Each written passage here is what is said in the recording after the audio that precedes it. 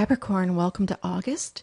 You may find that this cycle has you making some adjustments and stretching yourself a little bit, figuratively and also literally. You literally might just feel the need to reach and stretch and do a little bit more adjusting in your chair at your office or wherever. Why?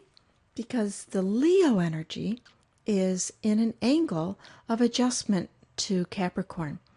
And when the Leo moon comes up, not only will you feel that, well, I need to stretch myself a bit, you may be stretching yourself with other people in terms of reaching out or figuring out whether or not you feel that the agreements you have with them are still the ones that you want. And what do I mean by agreements? Spoken and unspoken. What you're expected to do at work, what you're expected to do at home, what you're expected to do with your friends, what you're expected to do with your lovers. You know, the expectations of others. And this new moon energy is really strong as we have a Pluto-Jupiter opposition. And as you know, Pluto is in your sign of transformation, and Jupiter's just expanding it very, very strongly. And it is about stepping into your power. So if you feel that the expectations of others is out of balance, then you will find a way, especially by the full moon in Aquarius on August 20th, how to put it back in balance. The full moon in Aquarius also has, how do I balance this back out? Now, on another note, it can be that you're literally balancing anything that has to do with agreements and obligations, like your checkbook, your credit cards, your loans, making sure things are balanced there. But this is really on a deeper level than that. It is what feels right or not right. Venus has gone into Libra on the 16th. And with Venus in Libra, she's in her rulership, and it's about relationships. She's in a sector, an angle to your chart that represents career. So some of this stuff really might come up around your career, your work people, what work expects. But also on the full moon, it's not just career.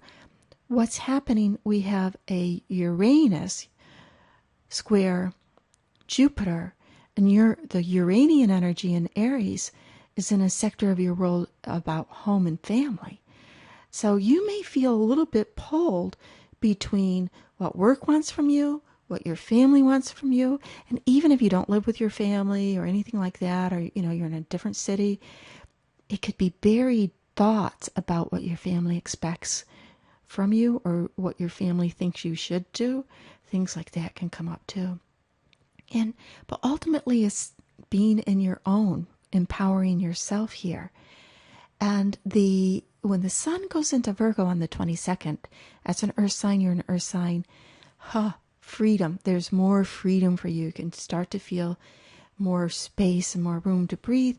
And you may even have ideas or thoughts about a course, anything that you can learn that helps you empower yourself, whether it's spiritual knowledge or knowledge that you can use for furthering yourself with work.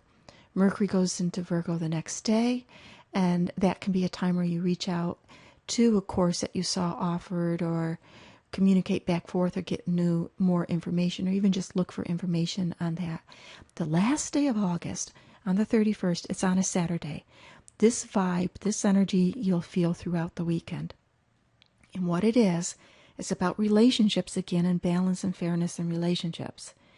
And for you, it's extra significant as this whole agreement thing and making adjustments to spoken and unspoken agreements, expectations will be strong. The moon will be in Cancer. The moon will be opposite Pluto, so that's really intense feelings. Moon in Cancer is in its rulership, which there's deep feelings, being able to feel deeply. Might feel a little bit messy for Capricorn, but you can get in touch with the feelings. Then at 11 degrees, it squares Uranus, that, what are these expectations my family want from me, or that I have upon myself, that can be from a long time ago, buried very deep within. And ultimately, it's about freedom.